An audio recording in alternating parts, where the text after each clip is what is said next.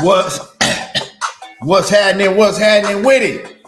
Y'all already know what it is. You tuned in to another episode of Everything Boxing. There you go, talking that boxing again. And yeah, it's Friday. We definitely finna cook.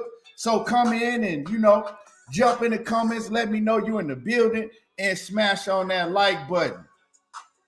My man Kawhi Elliott in the building. Marcus Walls in the building. Shawar Allah. Rivera Frazier. Excuse me. No Evidence 340. Gertz in the building. Ghost in the building. Mike Ryan. What's happening with it? What it do with everybody? Yeah. Like I said, it's Friday, and we definitely finna cook. So make sure that you come in the building. Let me know you're in the building so I can holler at y'all, give y'all a shout out, and get the show started. Get the show started.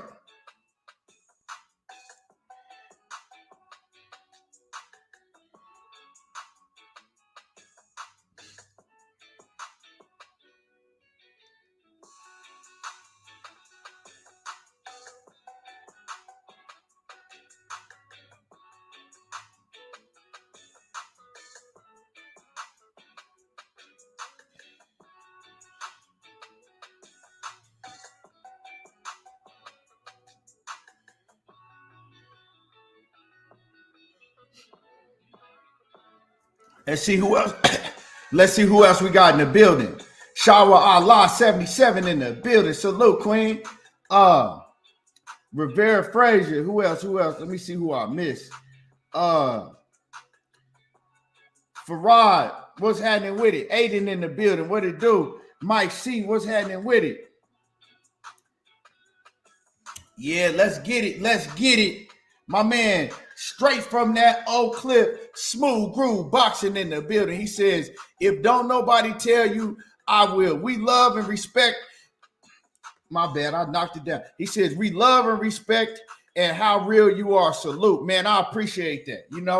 It's just a few of us, it's a few of us left. And the show only a few of us in this boxing thing doing it. So, man, I really appreciate that. I appreciate that, man, coming from you for sure. Johnny Q, what's happening with it? He says, glad I checked your page because they was hiding the live in my subscription feed. Yeah, man, they know how they been on some, some straight bull with me lately, but it is what it is. BL, what's happening with it? Rick Tim's in the building. All Might in the building. Yeah. My man Big Dog Willie, aka Amir Khan, he says, did you Khan score 230 points in versus Milwaukee Bucks? Facts. He said, did I know? Or did I see Khan? Yeah, I actually saw him score 300 points one time. Yep, and he did it, he did it on MJ back in the day. Salute to Big Dog Willie, aka Amir Khan. But yeah, as you come in, like I said, hit the like button. Let me know you in the building. And we definitely gonna be cooking. We gonna be cooking for sure.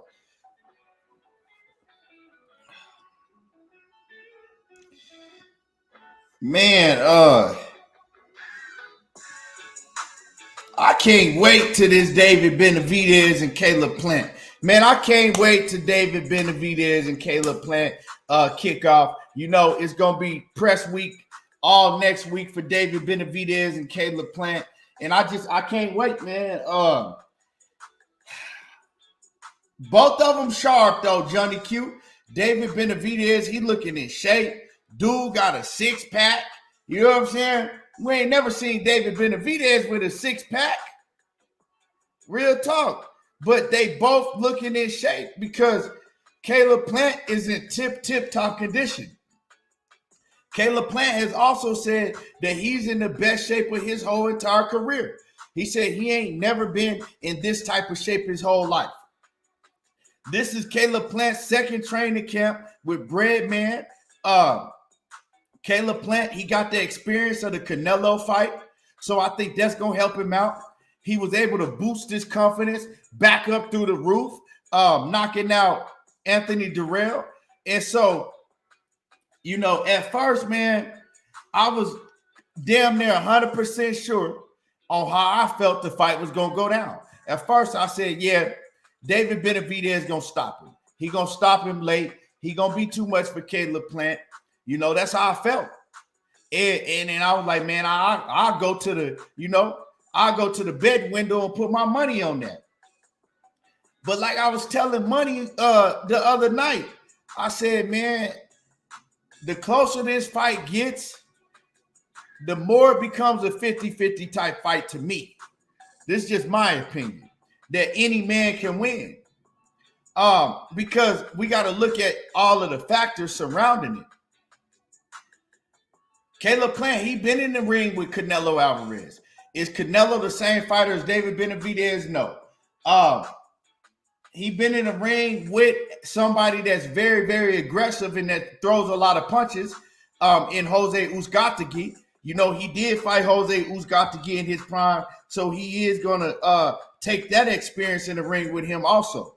So, but he's still never been in the ring with quite somebody like David Benavidez. But then when you look at David Benavidez, right? When you look at David Benavidez, he ain't never been in the ring with nobody like Caleb Plant. He, you know, pretty much all of his opponents is guys that's going to sit there and be in front of him. He never been in the ring with nobody that's slick and that can move and box like Caleb Plant. So the thing is, it's going to come down to, can Caleb Plant sit down on his shots enough, stay in the pocket to where he can, you know, keep David Benavidez at bay to where David Benavidez ain't going to just come in recklessly. Like, you know, like I don't care about his punching power because he ain't got none.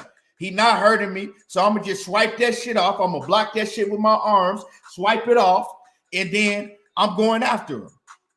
Now, if you can gain David Benavidez's respect, you know, and let him know if you come in here reckless, you come in here trying to walk through my shit, it's going to get ugly for you because I can crack. Can Caleb Plant do that? I've heard Breadman saying that they've been working on sitting down on his punches a lot more. Not like just putting all his shit into it, but sit down on his punches a lot more. That's what he's been working on. He said before, Caleb Plant was just doing basically meaningless mitt work. Just, you know, pity pat shit, 8 and 9 combinations. He said, why are you doing that when you're not going to be – Caleb Plant don't throw that many punches in a combination in the fight. So it's no use for him to be doing all of that. So he says they changed that up, you know, when he got with Breadman. So it's a lot of changes they made. I heard Caleb Plant say that he's a lot stronger than he's ever been. He said that, you know, he focused on his strength, right? He's been focused on getting a lot stronger and everything. And he said he's a lot stronger, and he already on weight. Both of them already pretty much, you know, on weight. Excuse me. So I don't know, man. It's not a cut. Like I still give the edge to David Benavidez, right?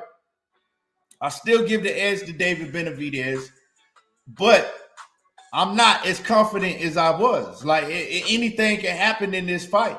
Like it won't surprise me if Caleb Plant wins. It won't surprise me if David Benavidez wins. Of course, I mean I'm picking him to win, but like I said, I don't know, man. This one is getting closer and closer for me to call leading up to the fight. And if you look at all of the fights that we have announced, we got Gervonta Davis and Ryan Garcia. You got Inoue and Stephen Fulton. You got people forgetting about you got Devin Haney and Vasyl Lomachenko. You also got Stanionis and Virgil Ortiz. What else fight? What else big fight do we got? I think I like that Big Bang Zang, and the Juggernaut. You know what I'm saying? Big Bang Zang and the Juggernaut. That's a dope fight. But all of the fights that we getting, right? Out of all of the fights that we getting, I gotta say that David Benavidez and Caleb Plant is the best fight. If I'm ranking the fights, that all of the big fights that we already, know that we're going to get, I got to say that David Benavidez and Caleb Plant is the best fight. Even, I forgot Tyson Fury and Usyk. That's a big fight. That's a hell of a fight. So we got a lot of big fights that we already know that we're going to get as boxing fans. But I think that David Benavidez and Caleb Plant, I think that's the one. Real talk, I think that's the best one out of all of them. Might not have the biggest, it might not have the biggest fanfare as all of them, but in the ring, as far as if you a real boxing fan, to me, that's the best fight. Anui and Stephen Fulton, I think that's right after it. But I mean, I don't know, you know what I'm saying? I love the Gervonta Davis and Ryan Garcia fight also, but I think that this one is just a better fight than all of them. My man KQKC Boxing Network in the building. What's happening with it, KQ? My man Todd Swindle from that ATL in the building. Petty Killmonger, what's happening with it? Salute. My man Zulu Line, what it do? Let me see. Macadose, Mac of the South in the building. Specs in the building. Marcus Walls, what it do? Devin Bell. Yeah. William Old School, what's happening with it? But yeah,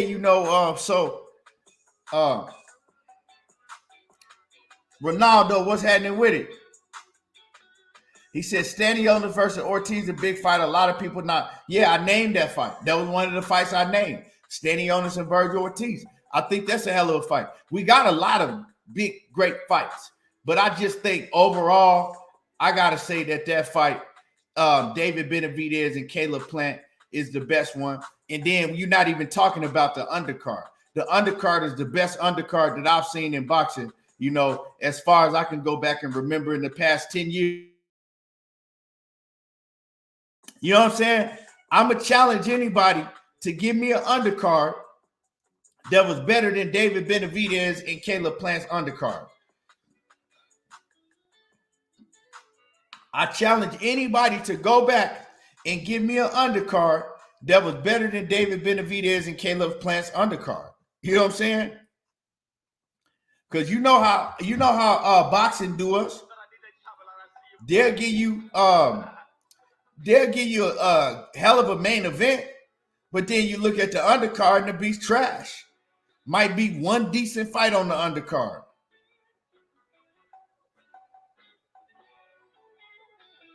Spec says, ain't no way you buying all these fights. What?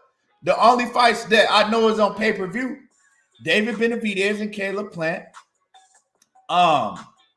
Let's see.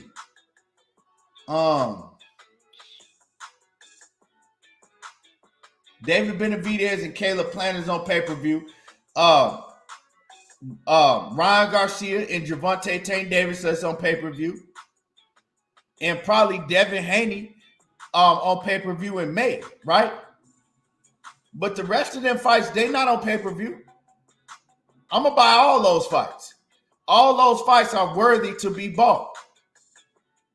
Usyk Fury, that's worthy to pay for. You got to think, dog. If you somebody, I go to fights. So if you somebody that go to fights, if you sitting where I'm sitting at, you paying way, way, way more than that. So if they putting on, Wilder and Ruiz are not fighting. They're not fighting each other. But if you putting on, you know what I'm saying, great fights, I don't have no problem paying for it. You feel me? If it's great fights. What I'm not going to do, I'm not going to pay for bullshit. You know what I'm saying? Just because, oh man, it's a fighter I like. If you match a fighter I like up against a Rudy Poop, I'm not buying it. I'm not paying for it. Petty Killmonger says tanking Hector Garcia card was good. Yeah, it was good, but it wasn't on the level of the David Benavidez and Caleb Plant. I said y'all got to name me a card that was on the level of David Benavidez and Caleb Plant or better. I can't think of one, honestly. You know what I'm saying? Honestly, I can't think of one. Shawa Allah says the zone subscription is some BS. Oh yeah, for sure. I canceled that shit. They tried to slide in, you know what I'm saying, slide in a price, you know what I'm saying, up the price again on me, and I slid right back out of my subscription. You know what I'm saying? Fuck, I look like paying, what is it, like after taxes and shit, the fuck I look like paying $30 a month for a DAZN subscription to watch a bunch of fucking UK domestic fighters fight each other that I'm falling asleep on, and I don't know who none of them is. And they might give me, you know what I'm saying, 3 good fights a year as far as a main event. Man, please. I wish the fuck I would. Yeah. You right. Errol versus Ugas had a nice undercard, but it wasn't. And I was right there ringside live for that, but it wasn't on the level of David Benavidez and Caleb Plant undercard. It did have a you right about that, my guy. You know what I'm saying? That was another fight that had a real nice undercard. I think you had Josecito Lopez against Cody Crowley. That was a solid fight. I missed that fight because I got to the arena too late. Well, I got to the arena while they was fighting, so I didn't really get to watch that fight like that. You had Stanionis versus Butayev. I was right there watching them bang it out. That was a real good ass fight. And the rest of that shit on there wouldn't really, you know what I'm saying? You had Isaac Cruz in the fucking mismatch versus Gamboa. So that wasn't too impressive to me. And then I believe you had the main event. But yeah, it was good, but it wasn't no David Benavidez versus Caleb Plant level. It wasn't. And y'all smash the like button as you come in the building.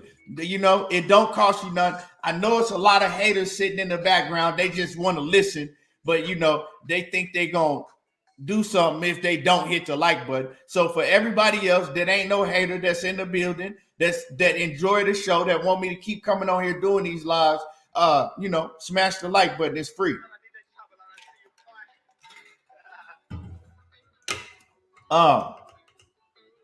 Dank Father, what's happening with it? Kevin Wells, what it do? What it do? Johnny Q. Let me see. Maurice Bridges, he says, I was at the Errol Ugas fight. To me, he says, he said, me and my girl. Yeah, yep. Me, Money Brown, and like three or four of my other partners, you know what I'm saying? We came out to that joint, showed up big.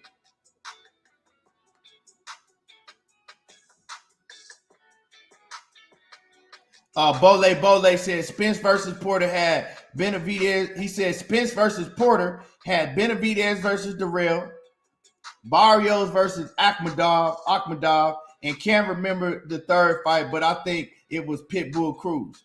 I mean, the Benavidez and Darrell, that was a hell of a fight. Barrios wasn't really known like that. Akhmadov, he ain't known still. And Pitbull Cruz, I don't even remember him being on that undercard, but didn't nobody know him at the time. So it was a cool undercard, but it wasn't on the level, like I said, of David Benavidez and Caleb Plant. If anybody can give me one undercard in the past 10 years that they can remember that was on the level of David Benavidez and Caleb Plant, let me know. You know what I'm talking about?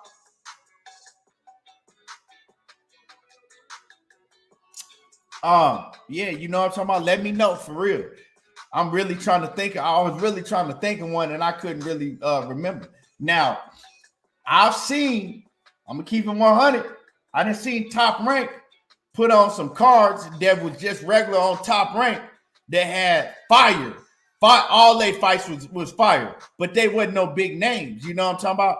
So I'm talking about pay-per-view undercards. Because like I said, what they like to do with a lot of these pay-per-views, they'll put on a big main event and then they'll put on a whole bunch of trash fighters on the undercard. I ain't gonna say trash, but they'll put on a whole bunch of bullshit on the undercard. Corey Cunningham says Mayweather and Canelo. I don't know. I don't remember what I was at that Mayweather. I went to the Mayweather and Canelo joint. I was there. But I do remember Danny Garcia and Lucas Matisse. That motherfucking fight was fire. So that was that Danny Garcia and Lucas Matisse on Mayweather and Canelo. That shit right there, you know what I'm saying, puts that at the top. Just that fight alone put that at the top. You know what I'm saying? Because you don't see shit like that in boxing no more. I don't know who else was on the undercard of Mayweather and Canelo. I don't remember. I really don't. I think I didn't even get to the arena. Real talk, for the Mayweather and Canelo fight back then, I didn't get to the arena until like right before Danny Garcia and Lucas Matisse fight happened.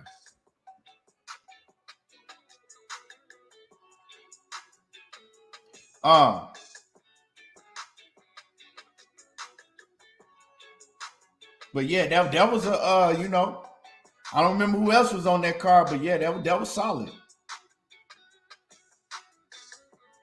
But yeah, man, y'all smash the like button, and we gonna cook. We gonna cook.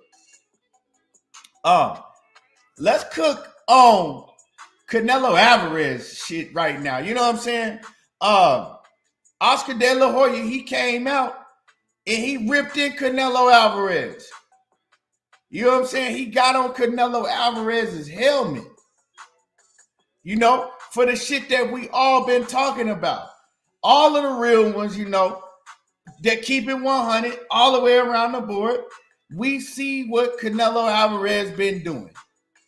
You know what I'm talking about? He been fighting, picking and choosing his opponents. This is what Oscar had to say. Oscar De La Hoya says, look, man, the dude he got to step it up. He was like, he been picking and choosing all of his opponents. And he's been on a European tour. He said, we see he been fighting all these, European domestic level fighters.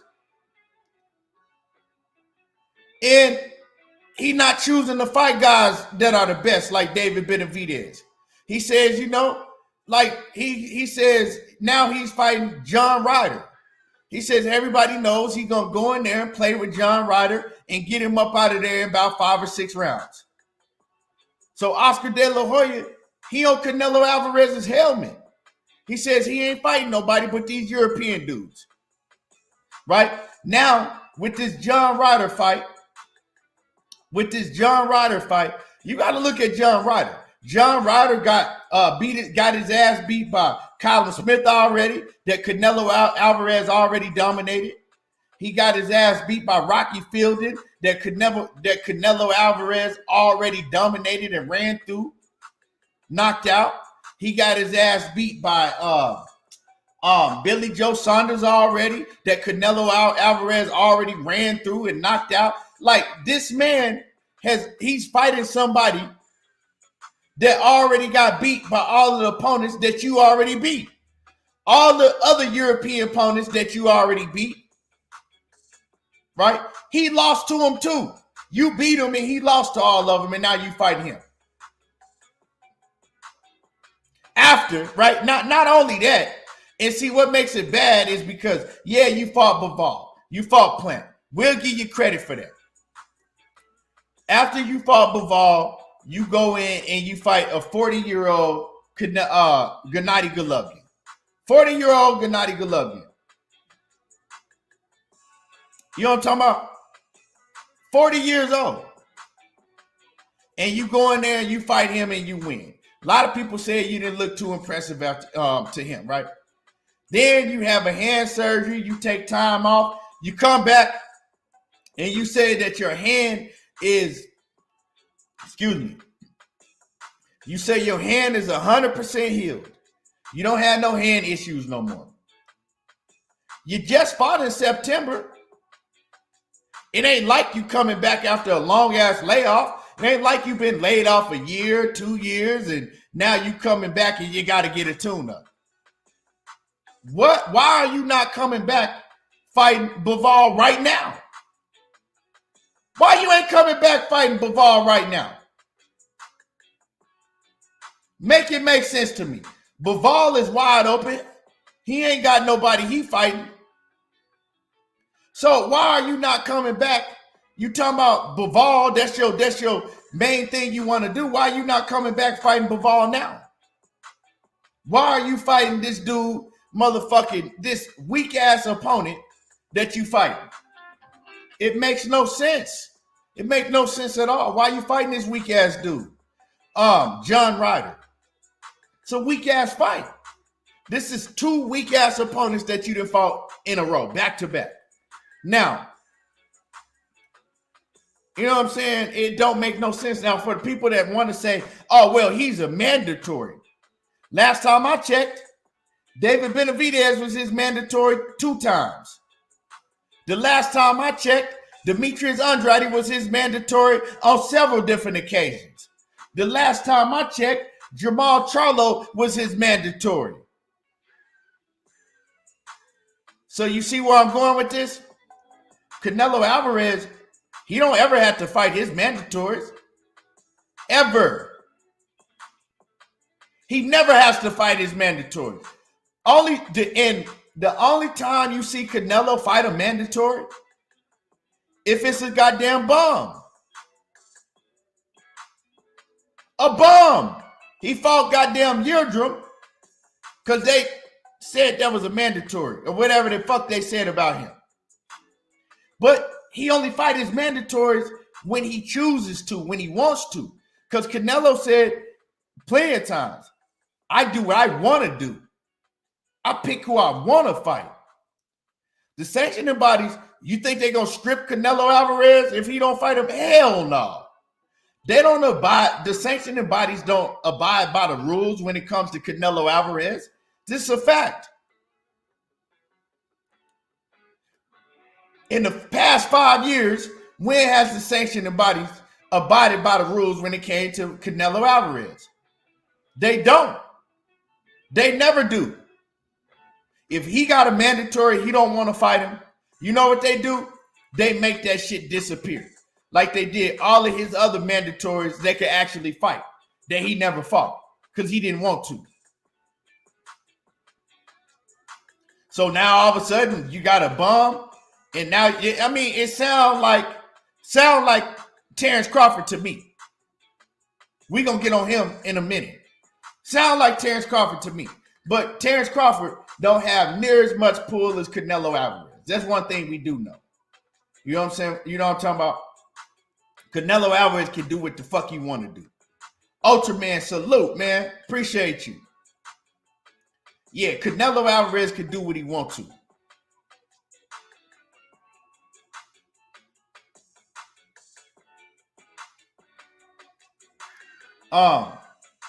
So yeah, Oscar De La Hoya is calling it out. Like, bro, you fighting all these and see the thing is, a lot of people think that Oscar is hating on Canelo. Well, I'm gonna let y'all know something. If y'all remember, and salute to my man James Blackwell in the Cash App. If y'all remember, when Canelo left Oscar, he blamed not being able to make the fights with guys like Jermall Charlo and David Benavidez and Demetrius Andrade. He said it was because of Oscar. He blamed it on Oscar. But now, ain't no Oscar around. He can do what he want to. And he's proven that he was a motherfucking lie. He proven that he was a liar. It wasn't Oscar. You know what I'm talking about? He tried to blame it on Oscar. He left Oscar. Now he don't got no excuses. And Oscar calling him out on that shit now. Like you said, it was me before. Now you showing everybody that you was a motherfucking lie. It wasn't me. You didn't fight these certain opponents because you chose not to. That's where Oscar's coming from. We know that Oscar De La Hoya do a lot of capping, but that's where you're coming from. But, you know, Eddie Hearn, he came to Canelo Alvarez's defense. Eddie Hearn saying that Oscar De La Hoya is full of shit. Canelo Alvarez is one of the most ferocious, fighters that there is. He'll fight anybody. And Eddie Hearn is saying that how the fuck is Oscar De La Hoya talking about Canelo Alvarez? He says when Oscar has Jaime Munguia and Jaime Munguia ain't shit. He says look at who Jaime Munguia has fought. He says this shit is disgraceful. And when he said that, I was like, hey, Eddie Hearn got a point. You know what I'm talking about? When he said that, Eddie Hearn had a point. You know what I'm talking about? I felt Oscar when he was talking about how Canelo been moving. But I also felt Eddie Hearn when he came with his comeback, when he said, look, this motherfucker Oscar ain't got no room to talk about nobody. Because all you got to do is go look down Jaime Munguia's goddamn resume and you'll see who picking and choosing opponents. Hey, I said, yeah, man, Eddie Hearn, he came with, I ain't gonna lie, Eddie Hearn be coming quick with them comebacks. Eddie Hearn he shut that shit down right there. Because, you know, he kind of shut that shit down. But my thing, right, is he absolutely right about Jaime Munguia. Absolutely. You know what I'm saying? 150%. But the thing is, right, Jaime Munguia, and ain't none of these, Jaime Munguia, I think that Terence Bud Crawford moved like Canelo and worse than Canelo. Like, at least Canelo got some heavy hitters on his resume. Terence Bud Crawford can't even hold Canelo's jockstrap when it comes to resume. So let's keep that 100. But one thing about these other fighters, they not making 40, 50 mil a fight like Canelo is. You know what I'm talking about? They not making 40, 50 mil. They ain't getting no bag like that. So if you're making 40 or 50 million a fight, shouldn't you at least have an obligation to fight the fighters that fans want to see you fight? If fans are supporting you so you can make this much money, shouldn't you be giving fans great fights? I'm just saying.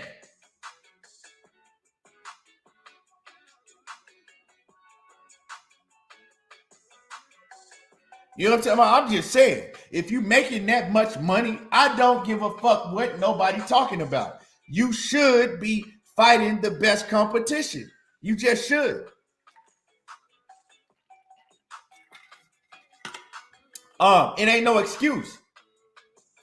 Talking about I fight who I want to fight and you fight.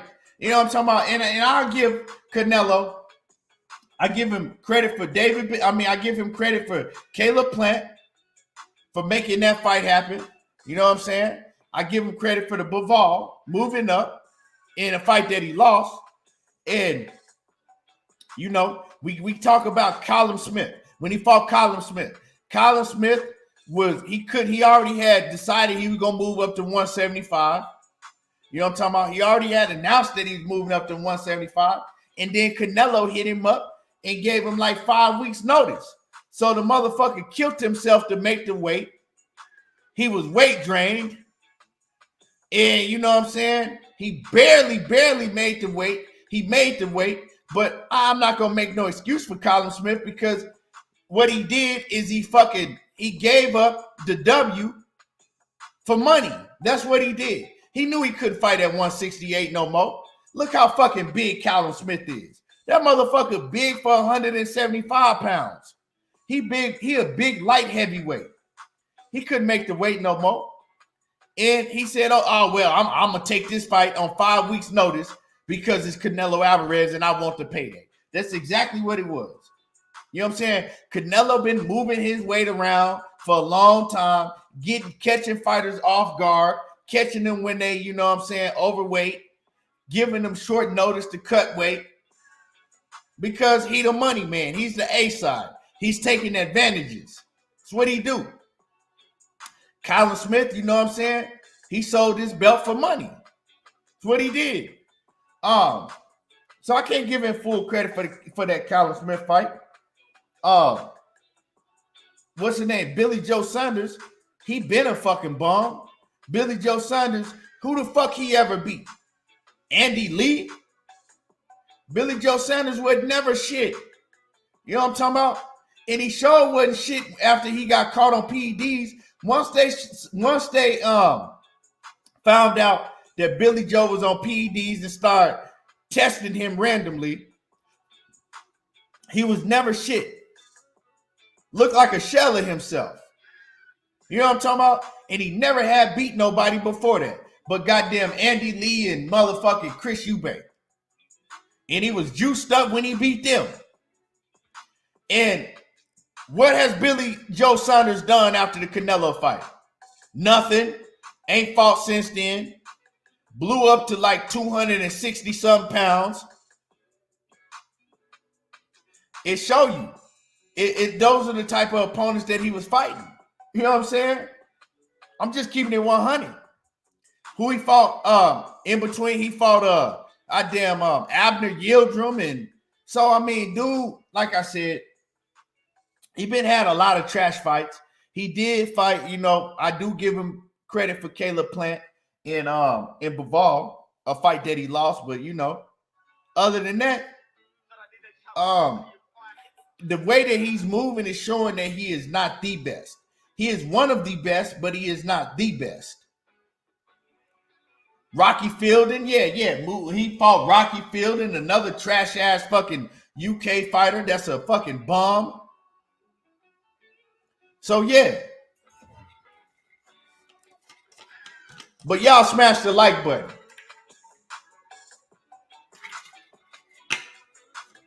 Y'all smash on the like button.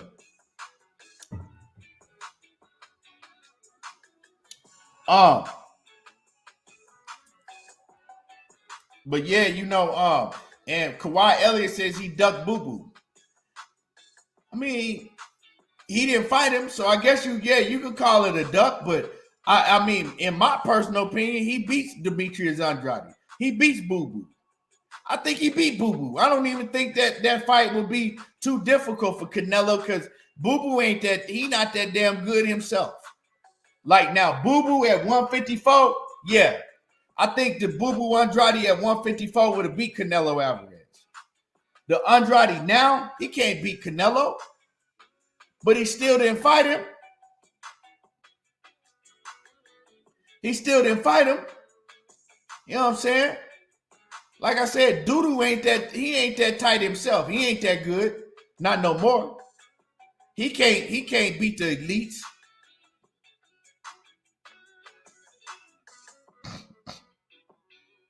But you know, back at 154, he would have beat I think Doodoo would have beat him. At 160 and 168, nah, he wasn't beating him. He wasn't. Like Doodoo ain't that, you know, like I said, I don't know why y'all keep on with this Doodoo, but he's been out of his prime. Like Doodoo never looked that impressive at 160 pounds or at 168. He looked damn good at 154. So yeah, you know, that just is what it is. He wasn't on Canelo level at 160 and 168. But Canelo, man, he ain't moving right. And what we do over here is we call these fighters out that's getting these high ass paydays and ain't moving right. Like you supposed to. Like we do all of the fighters. Like when we called out Jamal Charlo. for not moving right. Like we call out Dudu Andrade for not moving right and having, been in the game 15 years and not having nobody on his resume. So, I know that's the argument that people like to come back with. They like to throw Jamal Charlo in your face and Dudu Andrade in your face when you say something about Canelo. But hey, what I got to say about Jamal Charlo and Dudu Andrade, they not getting paid $40 or $50 million a fight. And Canelo is. How about that? At the end of the day, Jamal Charlo and Dudu Andrade are not making $40 or $50 million a fight. Makes a big difference. A big, big difference. But yeah, y'all smash the like button. And we're gonna continue to cook. We're gonna continue to cook. And I know I had a lot of y'all mad. I know I had a lot of niggas that's, hey, on the DL, a lot of closet niggas. I had a lot of closet niggas mad when I put out the video about what Big Baby Jared Anderson said about Gervonta Davis. A lot of closet, a lot of y'all closet niggas was mad. It's okay. You know what I'm saying? It's okay. I understand why you're mad. That shit hit home. It hit deep. But like I said, now you have somebody, right, that can fight, that get knockouts, that's a celebrity. Y'all can come out and y'all can say, when y'all come out wearing your purses and putting motherfucking fingernail polish on and shit like that, you know what I'm saying? No telling what type of undergarments you wearing. But when y'all do it, now y'all can say, motherfucking Tank did it. How y'all gonna say something about me? My shit, Tank doing it.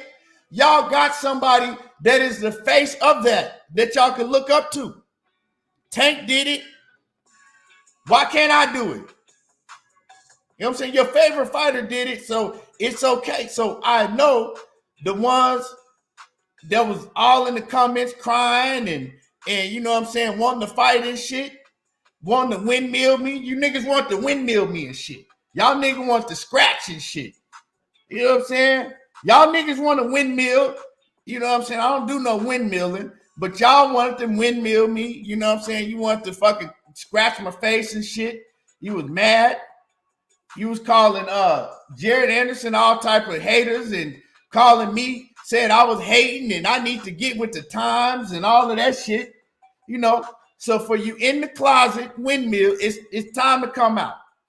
I know that shit was touching. I know that shit touched y'all very, very deep. But like I said, thank me. Don't get mad. Thank me, because now you can say, Tank did it. Tank does it. So what's wrong with me doing it? Yeah. Just say that. Tank did it. But I'm going to tell y'all one thing, right? Because for all of the ones trying to justify this, if Errol Spence, Deontay Wilder, or any fighters, right? Any of my favorite fighters, Devin Haney, Shakur Stevenson, let's use the young cats. If Devin Haney and Shakur Stevenson came out wearing fingernail polish and carrying purses, I'm gonna fucking talk about this shit. I'm getting on their goddamn helmet. You know what I'm talking about? I'm talking about this shit and getting on their helmet. For all you motherfuckers that, oh man, it doesn't matter. For the same, I'm talking about for the straight dudes that actually don't like men, that like women, right? And it's a very few of y'all. For those who got offended, right? And for those who got offended and was like, no, it doesn't matter. It just is. Who cares what Tank got? Who cares if he paints his fingernail and wear purses and has a bigger purse collection than my wife? Who cares? For those of you niggas right? You wouldn't be saying that if motherfucking Terence Crawford came out wearing fingernail polish and carrying purses around. If Anthony Joshua came out, right, wearing fingernail polish and carrying purses around. If you seen Ryan Garcia walking around with a motherfucking purse. If you see Deontay Wilder walking with his woman with a goddamn purse, and she didn't have a purse, he had it. Y'all wouldn't be saying that. Right? Y'all wouldn't be saying this shit. This is a goddamn fact. So you get mad for people talking about Gervonta Davis, the gorilla, right? The gorilla Tank painting his fingernails and wearing purses and just, he done did a lot of funny shit. You know what I'm talking about? Let's pull up some of the funny shit he done did. He done did a lot of suspect funny shit. You know, and I'm just saying, I don't care how many niggas he knock out. You know, just like it's a fact that he can fight his ass off. That is a fact. He can fight his ass off, right? Nobody never denied and said that he couldn't fight. That is a fact. It's also a fact that he done did a lot of funny shit before. I'm just saying, I mean, come on, look at this.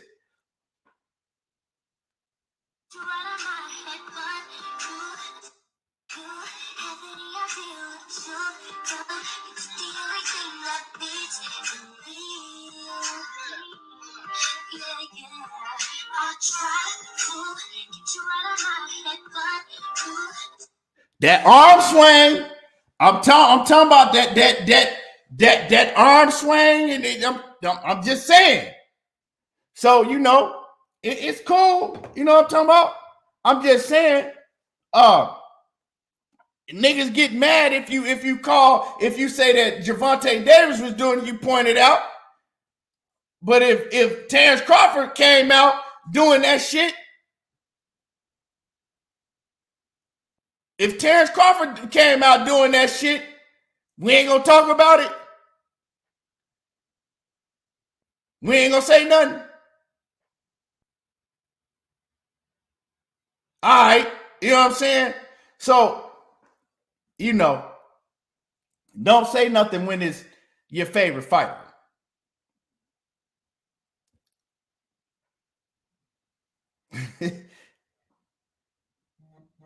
You know, I mean, you know, this is where you separate the fake from the real. A lot of you niggas is just play. I'm gonna keep it 100. You can get mad if you want to. You can punch your motherfucking phone. You can punch your TV.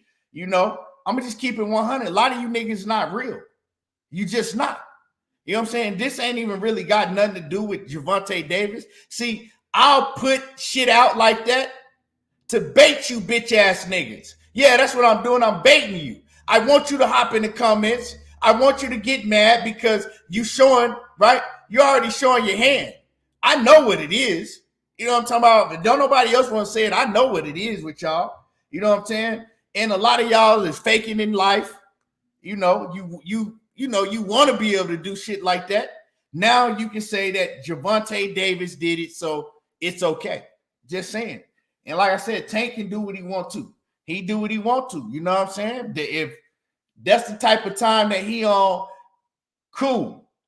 You know what I'm saying? Cool. A lot of y'all niggas need to come out and stop faking the funk. Real talk.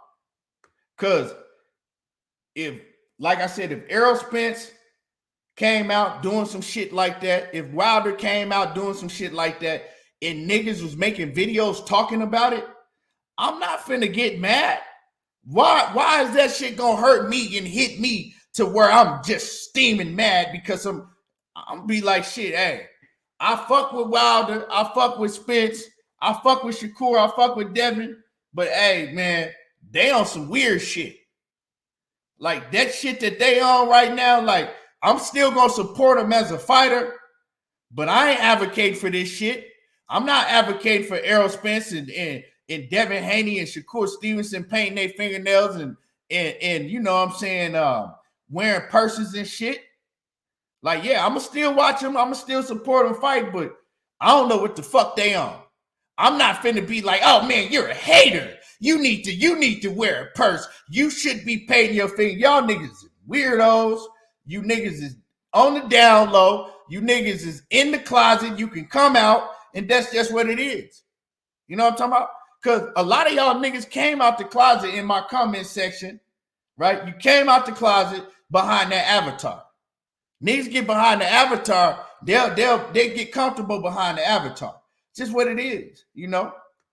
Because if it don't pertain to you, why are you mad? You know what I'm saying? Why are you mad? Gervonta Davis is a grown-ass man. You madder about the shit than he is. Right? Gervonta Davis, a grown man, and y'all, Ryan Garcia called him out for having a purse. He was comfortable with his purse. He held that motherfucker up and looked in it and showed everybody, yeah, this is my new purse right here. And what? You niggas is mad. Why you mad? You know what I'm saying? You motherfucking dick pull. You dick pullers is mad. It's all right though. I understand. You know, I get it. I get it.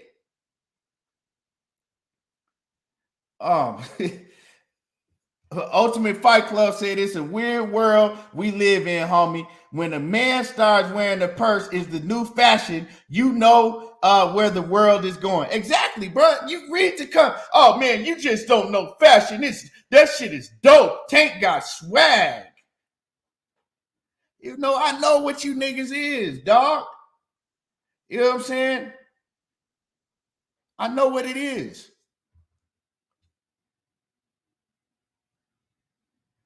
But you know, for the ones that for the niggas that's not on the DL, cause I don't understand really, like in me, the man that I am, I don't understand how another man, if you ain't funny like that, if you ain't got a little sugar in your tank, how another man would get so upset because somebody said something about his favorite boxer wearing fingernail polish in a purse. I don't understand that shit. A lot of you niggas is in the background right now, and this shit is cutting you deep. Like this shit cutting you deep. Y'all want somebody to come in and turn this shit off. Y'all want somebody to take the mic from me because this shit is cutting y'all real deep. You know what I'm saying? But if the shoe fit, wear it. If it pertain to you, get mad. You know? Hey. If it pertains to you, get mad, you know?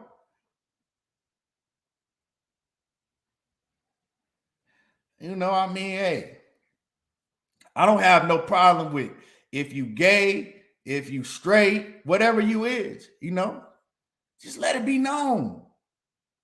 Stop flogging. Stop trying to act hella tough and shit. That's it. You know what I'm saying? I don't have no problem with no community. I don't have no problem with the gay community, the motherfucking the straight community, the goddamn the shim community. That's she and him put together, the shim. I really don't. You know what I'm saying? Do what you do. It got nothing to do with me. Do what you do. That don't affect me. That doesn't affect my life. But I'm just saying, the shoe fit, wear it. Stop trying to, you know what I'm saying? Stop trying to do that funny ass shit and then trying to, you know, back it up with, oh man, it's the new fashion. You just don't know fashion. No, it ain't the new fashion, dog. You know what I'm saying? That shit that gay men do. You know what I'm saying? And salute to them. That's what it is. Let's keep it 100. You know what I'm saying? And saying here, motherfuckers, oh, it was a satchel, it was a man purse. No, that was a motherfucking purse. A purse with the skinny strap and all that shit. I know what the guy. Some of you men may not know what a purse is because you probably never bought one for your woman. And your boyfriend don't wear purses. Fuck, I don't know what a purse is. Niggas all like, oh man, that wasn't a purse. That was a man bag. Nah, nigga, that was a purse. Niggas get to, oh man, men in Amsterdam, they wear it all the time. So what's wrong with Tank? Because the men in Amsterdam come on, man. You niggas is trying to defend this shit. Like for real, dog. I be wondering sometimes, what will you niggas do? That gotta be a topic. What will you do for your favorite fighter? You know what I'm saying? That should be a topic. You know how they used to say, what was that? What would Jesus do? What would you do for your favorite fighter?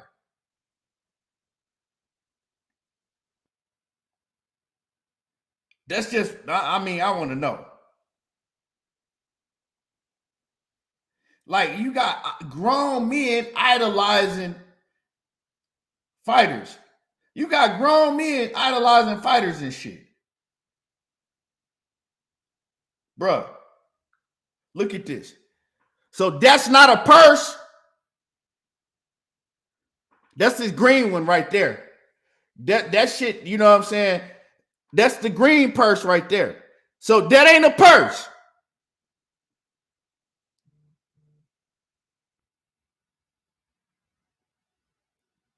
That shit. Oh shit. You niggas is mad as hell. Oh shit.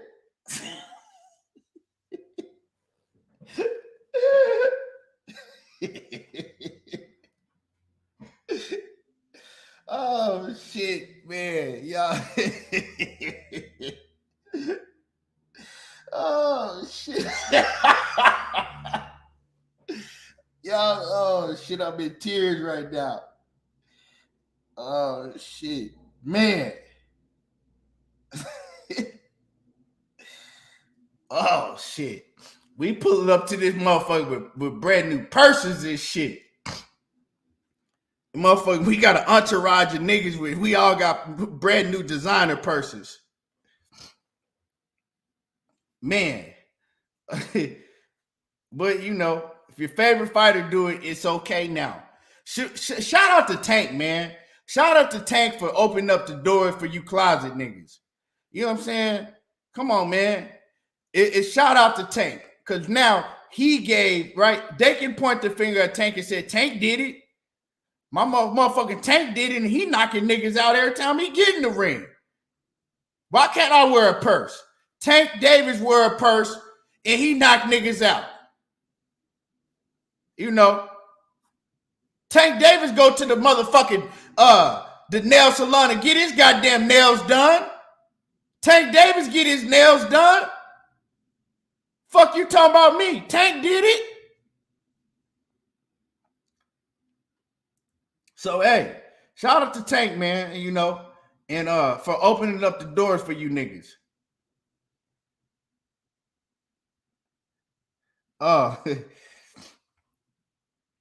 You know, hey, you know, I mean, it is what it is, you know.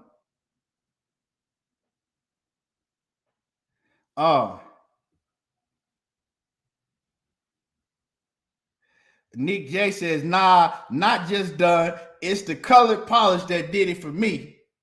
Hey, you know, I mean, you know, they say that shit's cool now. They gonna, you know what I'm saying? If any of you closet niggas, because a lot of you closet niggas got kids and shit, let's just keep it 100. If any of you closet niggas raising sons, I guess you gonna raise your son to paint that. I guess you gonna take your son, have your son go with his mama to get his nails painted and to fucking buy purses and shit with her. Oh man, Tank can fight. Okay, cool. It's a lot of gay niggas in the penitentiary that can fight. I seen gay niggas that can fight their ass off before. And I ain't saying Tank is gay, but I'm just saying, y'all got to keep the same energy. Fuck that. That's supposed to mean, because, like, see, y'all got to stop coming with this bullshit just because you funny or you got some sugar in your tank don't mean that you can't fight. A lot of them niggas can fight their ass off and to beat your motherfucking ass and stab you, cut you, all that shit. I mean, you can't fight. You know what I'm saying? Take it how you want to. But you know, now that I got a lot of y'all niggas mad, you know, that I played with a lot of y'all niggas' feelings and shit. Let me move on. Let's move on. Because this shit is just real. You know what I'm talking about? That shit real. The niggas that's mad, they know it's real. It's just hitting them a different way. You know what I'm saying? It's hitting them a different way. But let's move on. Let's move on. Doug Rightside says, what happened to the good old days when men were men and boys were boys, critical times? It's, bruh, what we don't understand is that ain't nothing happened to it. Men is still men and boys is still boys. The only difference is that, you know, the other ones that was, you know, on that funny shit or whatever y'all want to call it, right? They kept that shit locked in more. Now it's a new age to where they out more. And then they trying to push it on the ones, right? The ones that they trying to push it and make it like that's what you're supposed to be doing. Like men is supposed to be painting their fingernails. Men is supposed to be wearing purses. That's it. You know what I'm saying? That's all it is.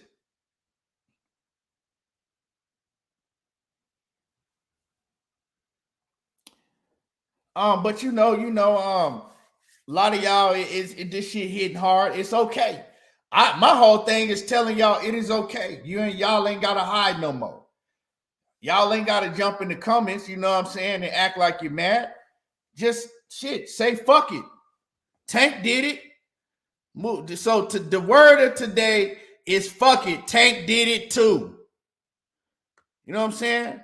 Tank didn't give a fuck when he showed his purse. He proud about that shit.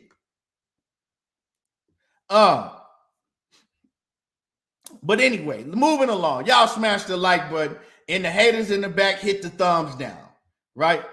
Smash the like button for the ones, you know what I'm saying? For the real ones, smash the like buttons. And for the haters, hit the thumb down. But we're going to continue to talk, you know what I'm saying? We're going to continue to move it on, to move it along. So Errol Spence is already sparring. Eddie Hearn says that, man, Errol Spence is a monster. He said he saw Errol Spence sparring 11 rounds, right? In there with Anthony Joshua sparring 11 rounds straight and ain't even got an opponent. That's what he said. He said this man ain't even got no fight. So he telling us something else. Because Eddie Hearn said, man, Errol Spence ain't even got no fight. And he was in there sparring 11 rounds. He said it's different over there, you know, in Derrick James' gym. When he started talking about Anthony Joshua, he said this shit different. He says Anthony Joshua is usually, he was the man in the gym. He go in the gym, everybody starstruck, and everybody ask him, Anthony Joshua, what do you want to do today? He said it ain't like that in Derrick James' gym. He said Anthony Joshua is just another fighter in that gym. He a nobody. He go in there and they tell him what he's going to do. It ain't no Anthony Joshua, the superstar. He get to tell everybody what he gonna do. He said, nah. He says he go in Derrick James' gym and they tell him what to do. He said, you know, Anthony Joshua tired today as we speak. But he getting a whole different treatment and a whole different training than he's ever got anywhere he been. So, yeah, man, I expect to see Anthony Joshua put on a hell of a performance and knock out Franklin. You know what I'm saying? I expect to see Anthony Joshua knock out Kirk Franklin. You know what I'm saying? He gonna fuck up Kirk Franklin. And then I expect to see him stay with Derrick James and have a second training camp. And as long as he stays with Derrick James, I think he's going to continue to, get back to the Anthony Joshua that was dominating shit. So in Anthony Joshua at the top of his game, if his mind is there, if he, stay with Derrick James and polish up the little things that he had to work on, he's going to be dangerous for anybody in the heavyweight division. Now, I still don't see him fucking with no Tyson Fury, because I think just Tyson Fury is he can match him in size, power, and all of that. But he's going to be dangerous for anybody. You know what I'm talking about? And if him and Deontay Wilder fight each other, and he stay with Derrick James and continue to work like he working, that's going to be a dangerous fight for Wilder and him. For both of them. Before, I was always adamant that Wilder was going to knock him out in 3 rounds. But I think it's going to be a dangerous fight for both of them. And, he stayed with Derrick James, stay winning, win his fight against goddamn Kirk Franklin, and then, go on, and hopefully we can see that Wilder fight. It's a huge fight. Still, but they can't wait too long if him and Wilder going to fight, because Wilder getting old, man. You know what I'm talking about? Wilder's already 37.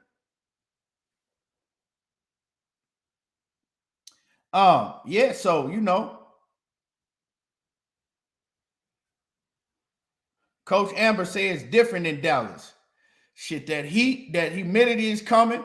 And when that humidity, when that heat come in, when that heat with that humidity come in, Anthony Joshua, he really gonna see how different it is from where he been for training. Yeah. But Errol Spence, man, is a straight dog.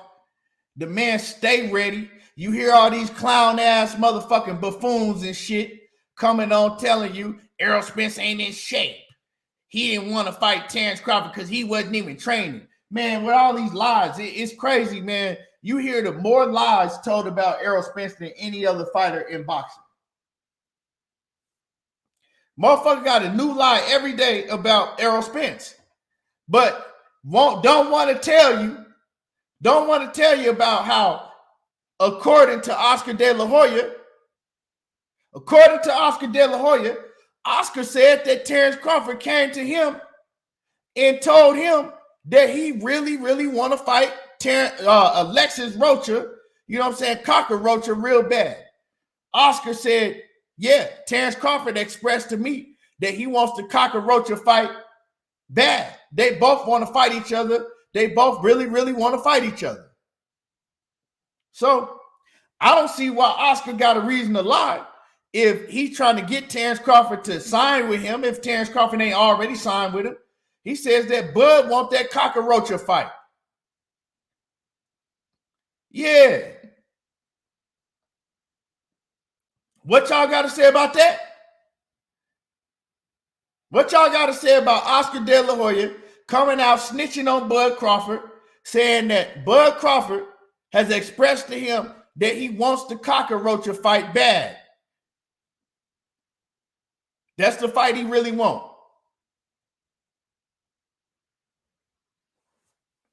I'm just saying. What's up? To all the motherfuckers that got all type of shit to say about Errol Spence, where y'all at? What's up? Y'all ain't got no problem with Eddie Hearn saying Bud told him he wants the Cocker Rocha fight? Huh? Y'all ain't got no problem with that. That's what Oscar said. Oscar also said, look, man, we working on a deal with Bud right now. So hopefully we get the deal worked out before it got to go to purse bid. But see, now we're going to see what's real, right? We're going to see what's real. We're going to see what's really real. Because see, Bud, if the fight go to purse bid, Bud going to get like an 80-20 split if the fight go to purse bid. So it would actually work out in Bud's favor if it go to purse bid. Now, if they work out a deal with Golden Boy and Bud don't let it go to purse bid, well, we know what it is. We know that Bud is going to be working with Golden Boy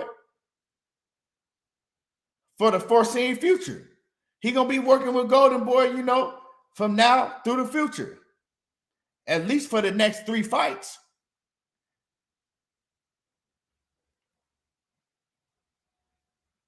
So, we gonna see very, very soon because, like I said, he already showed his hand early when that purse bid in that fight was mandated.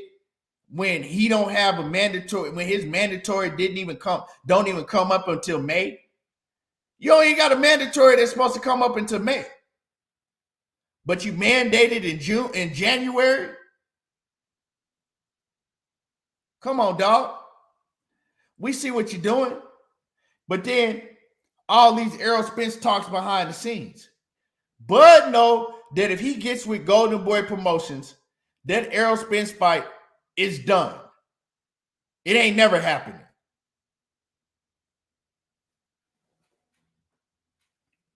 You know what I'm saying? It's never happening. So Bud Crawford, his next move, we gonna see what it really is. And at this point in time, I don't think that Errol Spence needs to waste any more breath on the goddamn phone with Terence Crawford. He don't need to waste no more motherfucking his vocal cords and his breath talking to Terence Crawford on the phone. For what? Nigga, when you had a deal, you said you agreed to it. This is it. Sign this motherfucker, get the hell on.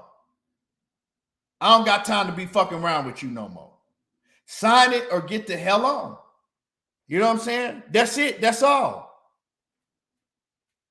Specs in the building. He says, singing La Rocha, La Rocha. Hey, man. But like I said, man, y'all smash the like button. Smash on the like button. William Old School says, I would never buy another Duck Crawford fight again. I'm not paying for none of his fights again either, unless he get in the ring and he fights Errol Spence. Cause I'm gonna keep it 100. I ain't gonna say never again. But unless he fight Errol Spence, I'll pay to see him fight Virgil Ortiz, Jerron Boots Ennis, Jermell Charlo, or somebody like that. Other than that, I'm not paying. I wouldn't pay to watch his ass fight if he outside my doorstep. If he ain't fighting nobody that's worthy of him fighting, that he should be fighting.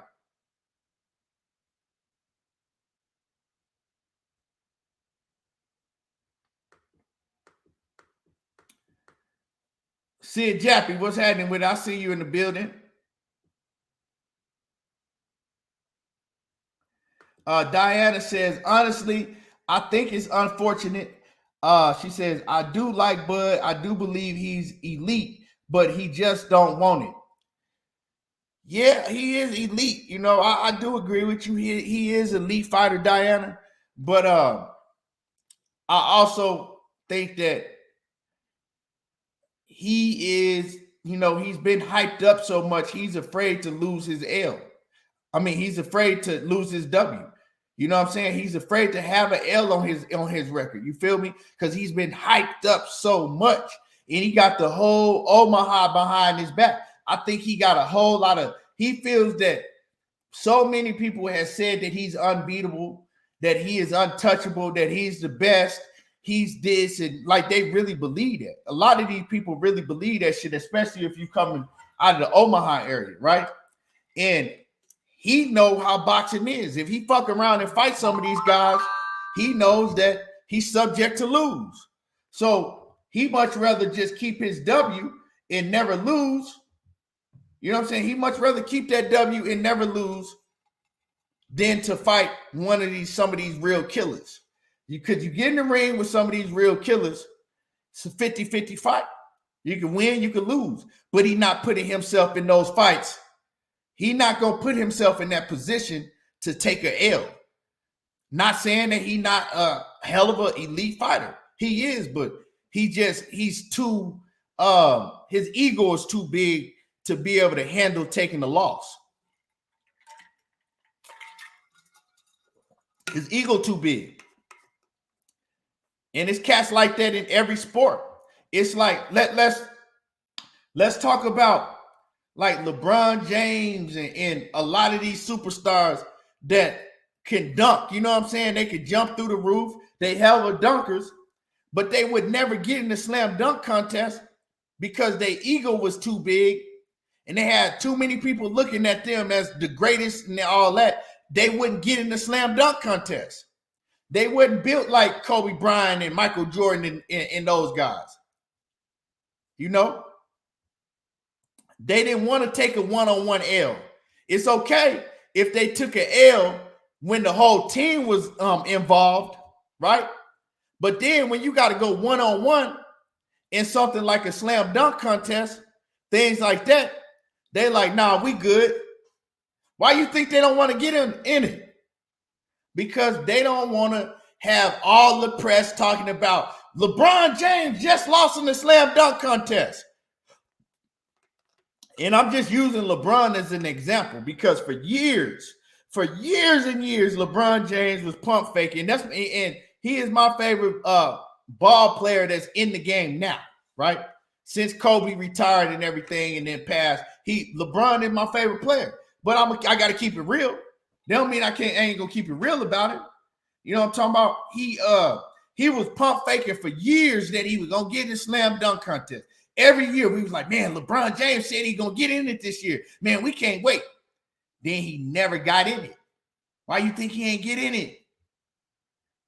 He didn't want to lose. He didn't want to take that one-on-one L. And I appreciate you, Diana, in that super chat. Much love to you, Queen.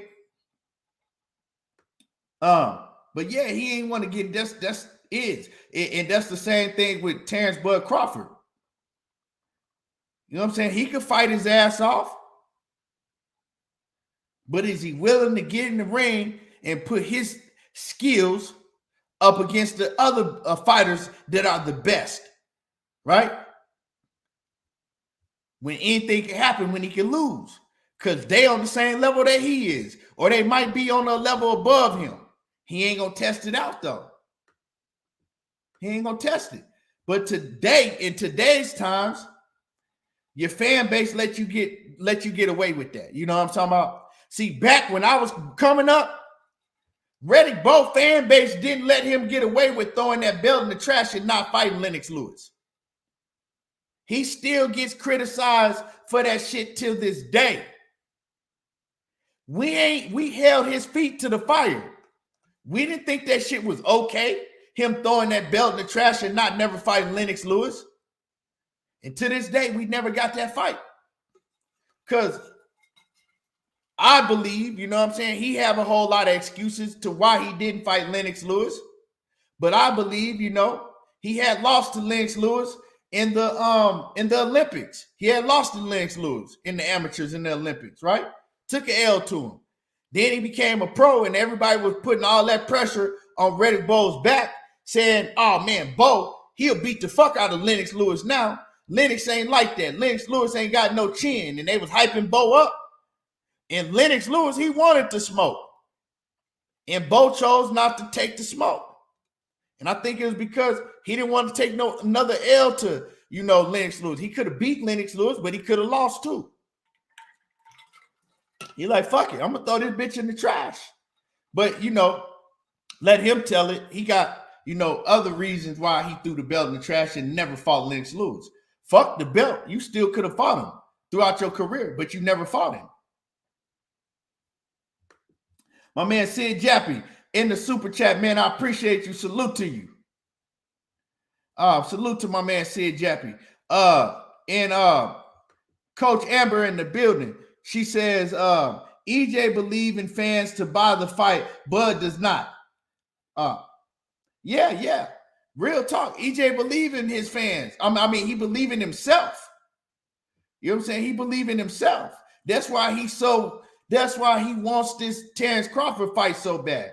To me, with Errol Spence, yeah, he wants to become undisputed, but I think it's even more so now he wants to fight Terence Crawford to show everybody that's been saying that he's ducking Terence Crawford, that he can't beat him. More so now, he just want to beat his ass to prove to everybody that he is the best.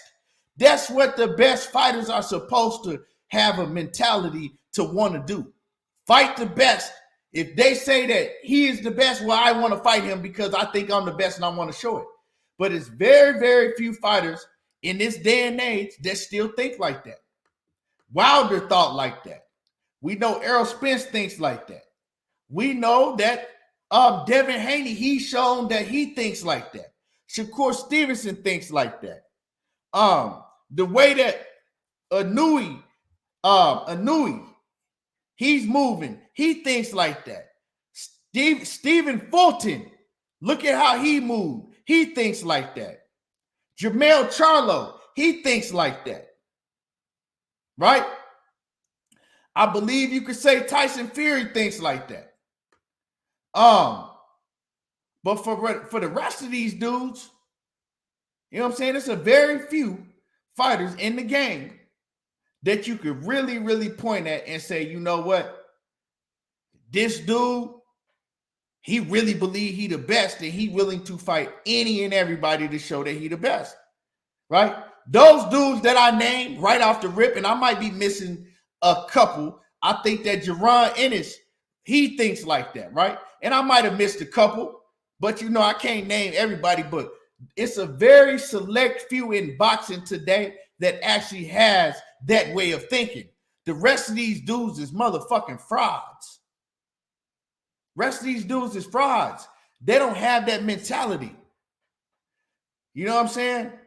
That's why they in the pack, but they ducking and weaving through the pack. You know what I'm talking about? They don't really think like that.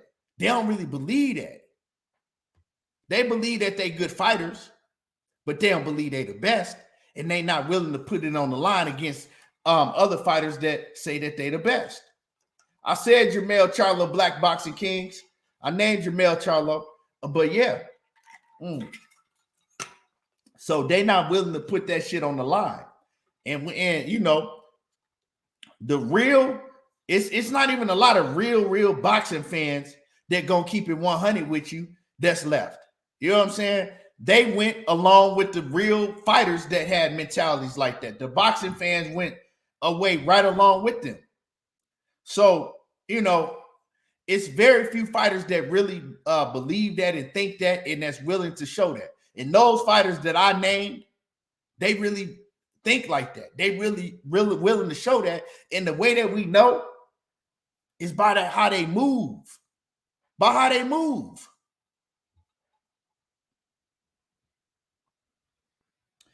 Because yeah, Diana, she says, agree, nothing wrong with all getting your bag, but don't let it steal your heart, right?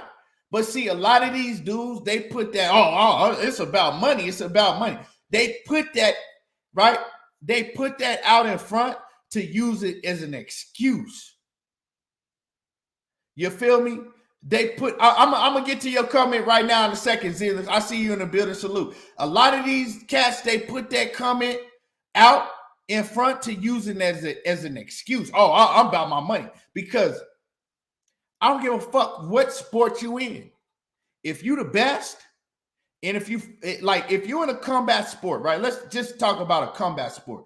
If you in a combat sport and you are the best and you fight the best, the money gonna come.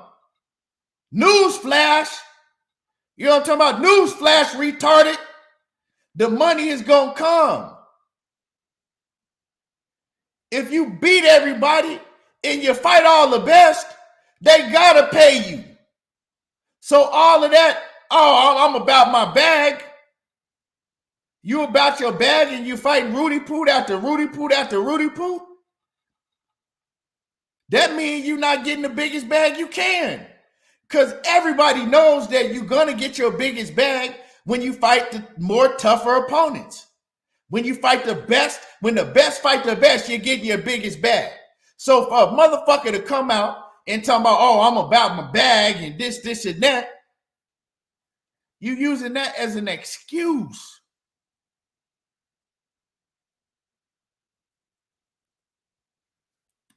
You know why Gervonta Davis is getting his biggest payday with Ryan Garcia?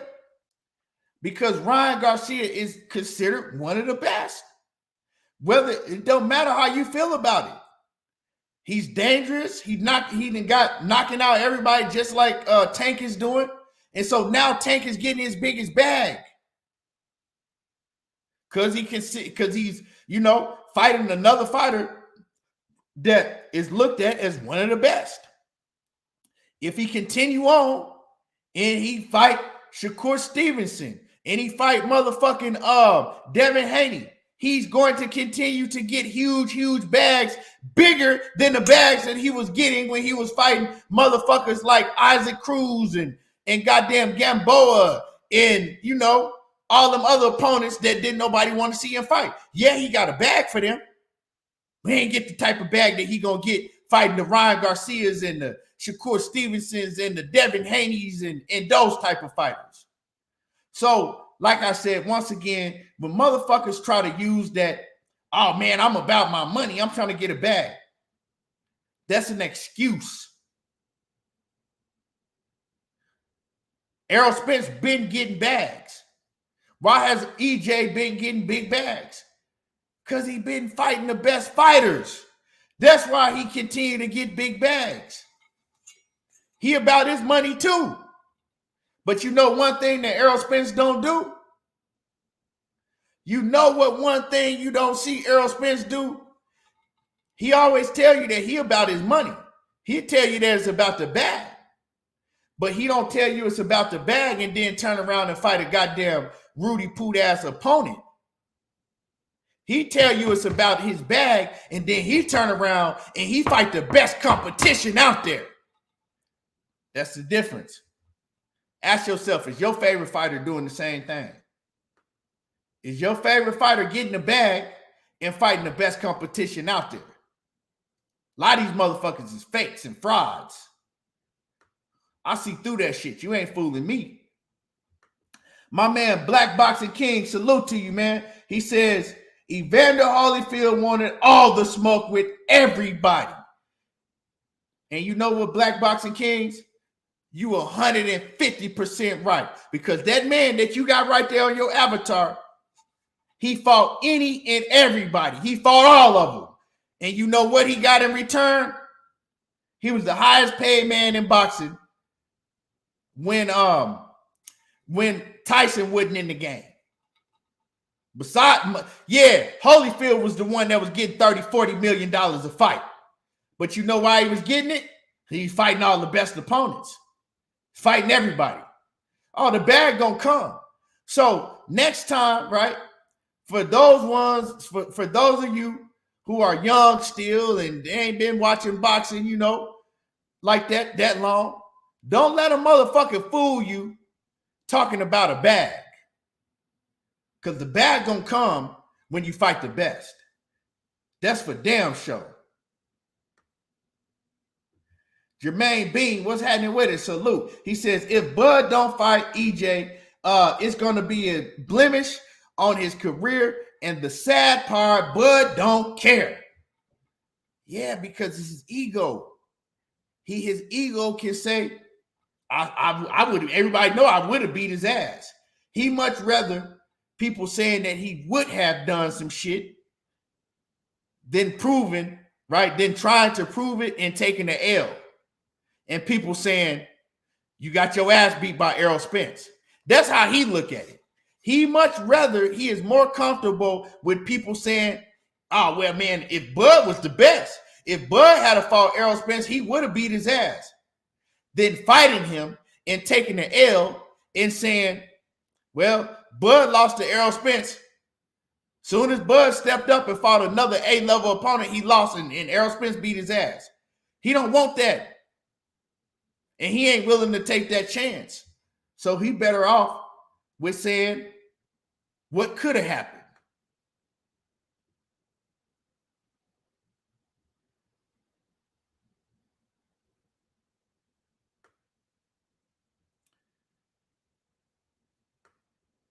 So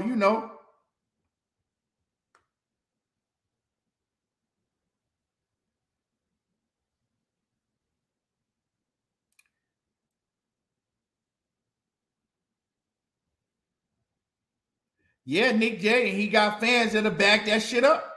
But we got to keep it. Let's keep it 100. And I'm not saying you ain't keeping it 100, but I'm just saying to keep it 100, right, Nick J? Is we see it all around in boxing, right? It's not just Bud fans. I think I'm gonna keep it 100. When you talk about Bud fans, when I close my eyes and I see it's a certain type of fan base, right? And they all react the same. They all react the same. Bud Crawford fans react the same as Gervonta Davis diehard fans. And I'm talking about the diehards because you got two different type of fan bases. You got a fan base that are fans of boxing. You know what I'm saying? They fans of boxing and they got the fighters that they like. They got the fighters that they root for, that they support, that they like. But overall, they understand before anything, they are fans of the sport of boxing because they understand when there's no more Bud Crawford, when there's no more Errol Spence, when there's no more Deontay Wilder, when there's no more Gervonta Davis, when there's no more Canelo Alvarez, when there's no more whoever it may be, right? When those fighters go, the sport will still move on. If any of those fighters decide that they, say, you know what, I don't want to fight no more, the sport got to move on. You dig what I'm saying? So you got two different type of fan bases, right? You got those fans. Then you got the fans that are just fans of a certain fighter or fans of fighters, right? They don't give a fuck about the sport. They don't care what happens in the sport. They just a fan of that particular fighter that they like or those few particular fighters that they like.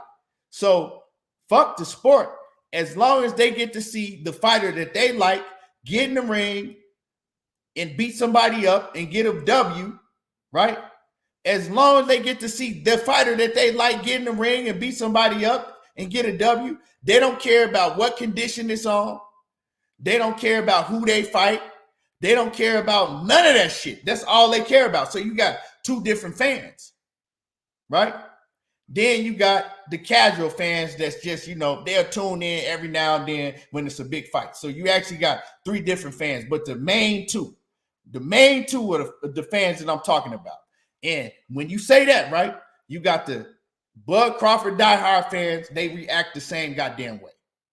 The Gervonta Davis diehard fans, they react the same way as the Bud Crawford diehard fans do. You got the Canelo Alvarez diehard fans, they react the same way that the Bud Crawford and Gervonta Davis diehard fans do, right? And then before you had like the diehard fans of Manny Pacquiao, they always reacted the same way that the diehard fans of Canelo Alvarez did. They always the diehard fans of Tank Davis did, that the diehard fans of Bud Crawford did. They all the same. They the same people. They might be different people, but they all the same. They all think the same. Is what it is. So, and I see that shit. I've been seeing it. They the same. Prove me wrong. Prove me wrong that that Tank Davis diehard fans don't act the same way that Canelo Alvarez diehard fans do. Prove me wrong that Canelo Alvarez diehard fans don't act the same way that motherfucking Bud Crawford diehard fans act. They all act the same. Ricky Williams was having with a salute.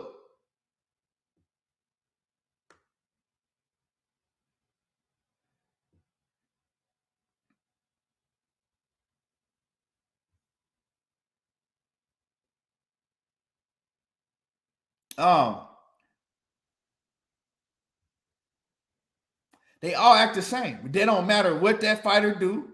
They're going to make excuses. They're going to be all up in it don't matter if it's on Twitter. Don't matter if it's on motherfucking YouTube. It don't matter if it's on, you know what I'm saying, Facebook. Wherever.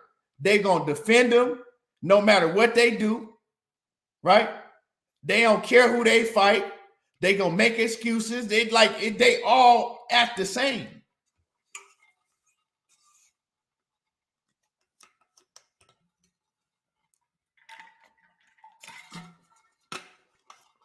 So I don't see no difference at all.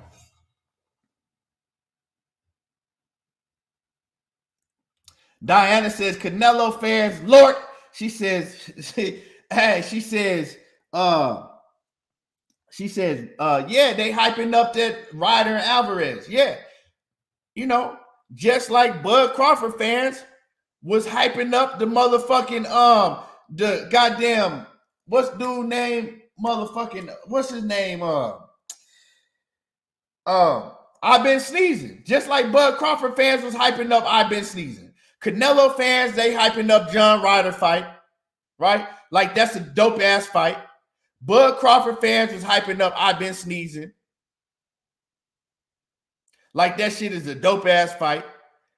Tank Davis fans was hyping up Rolly Romero shit and Gamboa and shit like that. Like those were dope ass fights. They the same. I'm telling y'all, it ain't no motherfucking difference. Show me where the difference is.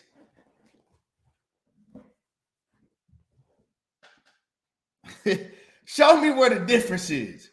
I'm just saying, you know. Yeah, he did sign with he signed with Don King. Yep. But yeah, show me where the difference is. They the same. And they all equal diehard fanatics. They fanatics. You know, when I was younger, I was a diehard but I wasn't no fucking grown man. You know what I'm saying?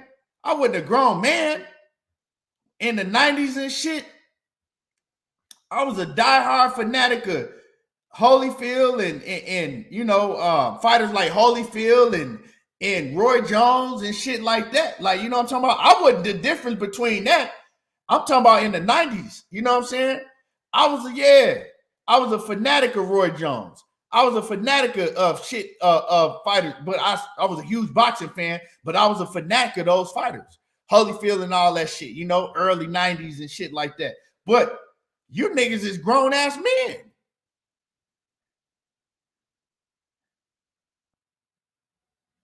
You grown ass men. Like that's what I understand. I just, you know, and then, you know, when guys like Holyfield and Roy Jones and, you know, Pernell Whitaker and just, you know, going on and on, when you realize they no longer in the sport. Even in football, you know what I'm saying? Even in football, like I was a fanatic of Deion Sanders. I still think very, very highly of primetime Deion Sanders to this day. You know what I'm saying? Huge. Growing up, I was a fanatic of Deion Sanders. You know what I'm talking about? Not as a grown man, but growing up, yeah, right?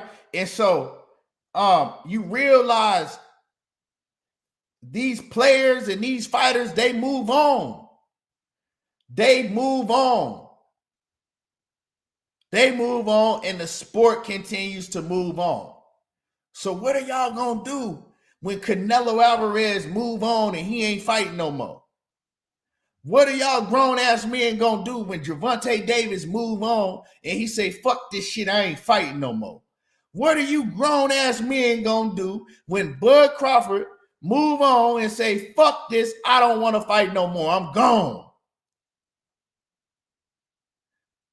Some of y'all been dick pulling for years. For years you've been tugging dick. And when I say that, I mean that to the fullest. The way that some of y'all react over some of these fighters is just fucking pitiful.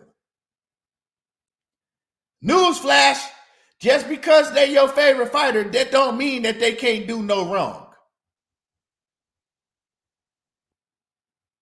Last time I checked, the good Lord didn't make none of us perfect. So your favorite fighter can do wrong. And people can call out, bullshit that your favorite fighter does. You don't have to defend everything that your favorite fighter does. Because you know what? For you grown-ass men, you supposed to be men in your own life. Take some of that time worrying about working on your own motherfucking self and the shit that you do wrong and fixing some of the shit that you do wrong instead of fucking dick pulling on the internet all day, trying to defend another grown-ass man that's filthy rich that don't really need you to defend him if he's doing wrong. Like, your favorite fighter can do wrong. Like, that's not everybody does wrong. You know what I'm saying? Like, for real. I'm just saying, dog. Like, some of y'all just, every time somebody mentions something about your favorite fighter and you think that somebody said something about, like, there you come. Like, you don't need to do all that. You know what I'm talking about? Do you know how hard it would be if I had to defend, like, I got fighters that I like. I like Deontay Wilder. I think he a hell of a man. I like Errol Spence because I think that he got that old school dog mentality that I love to see in boxing. I like, I like Devin Haney. I like Shakur Stevenson. I like Tank Davis as a fighter in the ring, right? I think he a hell of a fighter. But y'all know how fucking much energy it'd take for me to fucking be trying to defend these grown-ass men all day on the fucking internet? These grown-ass men that don't fucking, you know what I'm saying? They don't give a fuck about me or you. You know what I'm talking about? They give a fuck about their family, their bags, and what they got going on. They not finna come on this motherfucker and defend your ass. That's saying. That's the, I hope y'all learn something. If you a man, woman, or child, we all do wrong, So your favorite fighter is not invincible. Your favorite fighter gonna lie. They gonna do shit wrong. They ain't gonna move like you always, expect them to move. Just is what it is. My man KG in the motherfucking cash out. Man, I appreciate you coming through, showing love, supporting the channel. I said a lot of y'all don't fuck with me because I keep it too real with y'all. A lot of people just want to go to a channel to where, motherfuckers, people gonna sugarcoat shit and agree with everything that they say. And, I'm not finna do that, Hey, I'm gonna stand on what I believe in. I'm gonna stand on what's real, and that's just what it's gonna be. If you like it, you like it. If you don't, you don't. It is what it is. I'm not finna sell my soul for nobody. But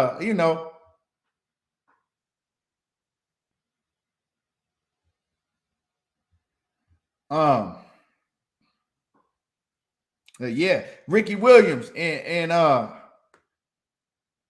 yes, sir. Oh, snap. But man, I like them shows you be doing, Ricky, man. Ricky got he got a great, my bad, I wasn't trying to pull that up. I wouldn't try to pull that up on you, Ricky. But yeah, man, Ricky, he be doing this thing, man. He got a show. He talk about a lot of different things. He talk about, relationship between men and women, and all of that. The woman and the man. A lot of y'all, he not talking about the relationships that a lot of y'all niggas want to hear. And we talked about that earlier. A lot of y'all want to hear the relationship between man and shit like that. But Ricky Williams ain't giving y'all that. But he giving y'all game, and from his perspective, whether you agree with him or not, Ricky, he giving a lot of y'all game. So go check out Ricky Williams, man. He taking you in a different direction than just boxing. You know what I'm saying? He taking y'all in a different direction than just boxing.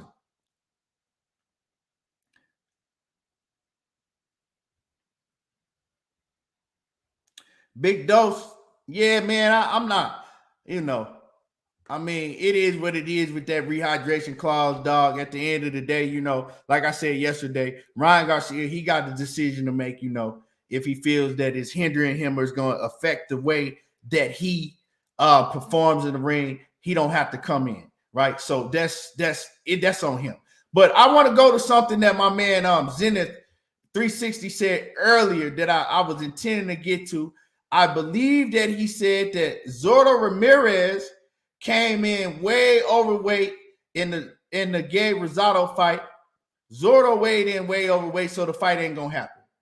And I appreciate you for giving me that news, Zenith 360. But I gotta say this, right? And this is not towards you. It ain't towards you, Zenith 360. But I gotta say this. Who gives a motherfuck? Who gives a fuck about Zordo Ramirez and goddamn Gabe Rosado? Like, I didn't give a fuck about that fight yesterday. Didn't give a fuck about it last week. Don't give a damn about it today. And don't give a damn about it next week. And I don't give a fuck about it on Monday. So I don't really care. You know what I'm saying? The motherfucker could have came in 50 pounds overweight and I wouldn't have cared.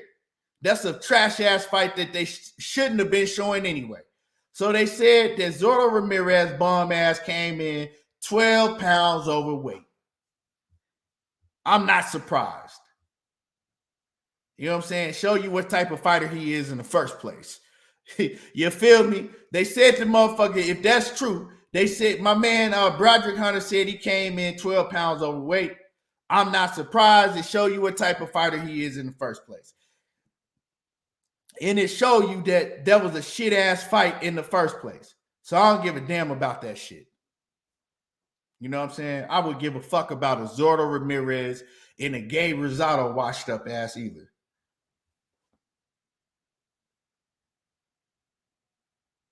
You know, so it is what it is.